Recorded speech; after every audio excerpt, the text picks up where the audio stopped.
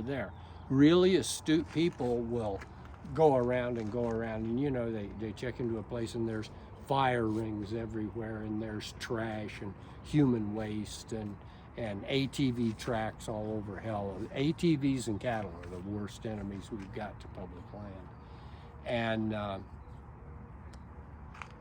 all of a sudden you'll go to one site and there's no there's no fire ring, there's no trash, and there's no weeds and all that. Well, it's because we've been there.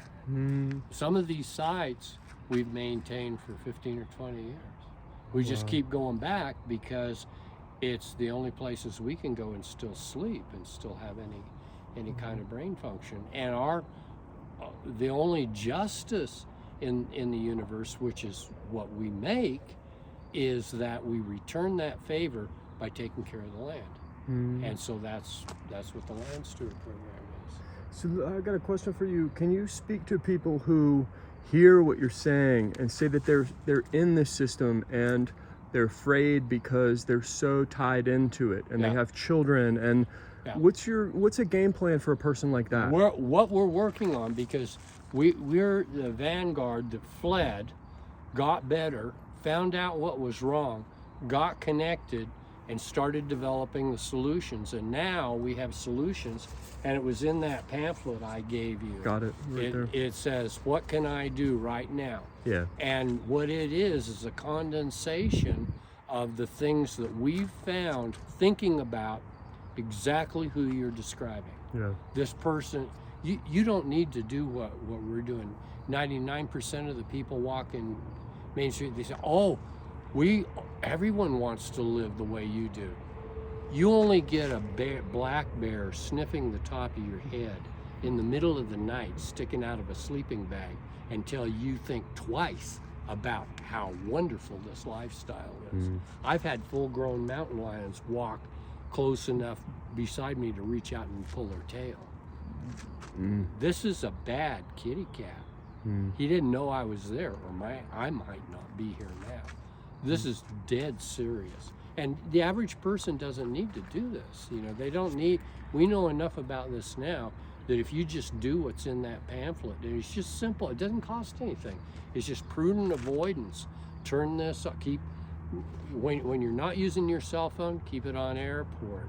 When you're not using your Wi-Fi, pull the plug on it. Don't log on to a cell phone until you found out whether there are electrosensitives in the area.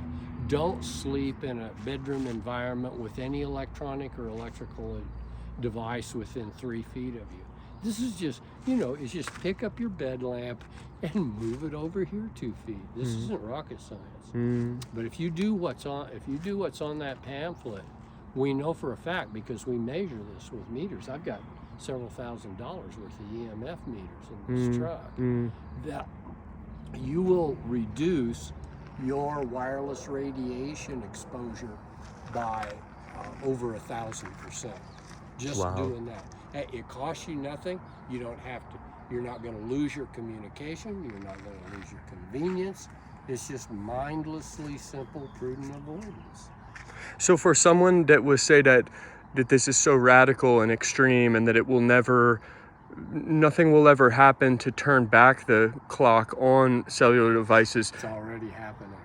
And so you see a possibility where we can start merging into nature more. There's not going to be a choice. The biosphere, the United States, continental United States, is now missing 90% of its bee population. 90% of the bees it takes to pollinate everything in the continental United States are gone. This is not a choice human beings have the right to make or ignore. This is the biosphere going, we've had enough, and this is what's going to happen, and it's happened. Look at one of the biggest problems with wireless radiation is breast cancer. Breast cancer is going up 16-fold every 10 years. What's the biosphere doing? It's going after our reproductive capabilities. Why? Read Alan Weisman's book, Countdown. We have a global human population of 9 billion people, and the planet can sustain 1.73. Crank the math, it's simple division. 87% of the people walking the earth today are not sustainable. We could have done something about. China started working on this 30 years ago. And we're not going to have a choice whether we do or we don't. What we have a choice about is what we're going to die of. And I've come close enough to dying from electrosensitization and emphysema and asthma triggered by wireless radiation to take this very seriously. It's like, yeah, this stuff can kill you, and it's killing people regularly. There's in excess of $250 million a year being spent by the military and industry to keep this under the carpet.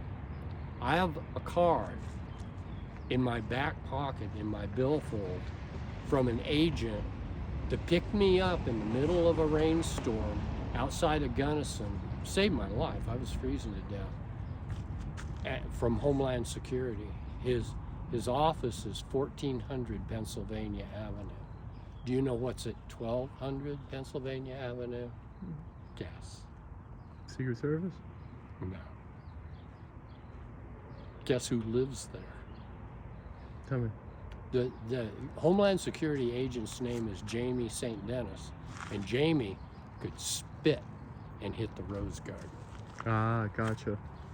Presidente. And he said, you know what we do is I fly around. We have cell phone towers now that you can put in a shoebox. He was on vacation, just traveling around, really shaking. He said, I really hate to talk about this, but my job is to get an aircraft with a cell tower, and as the military aircraft flies around, we eavesdrop on every cell phone conversation in that area. And he says, this makes me sick every night I go to sleep. This is violation of every privacy right and element of decency, and that's what's going on. Because if the pharmaceutical industry, the telecommunications industry, the electrical power and generation industry, and the AMA let out what is really making us sick, it'd bankrupt all of them, including the economy.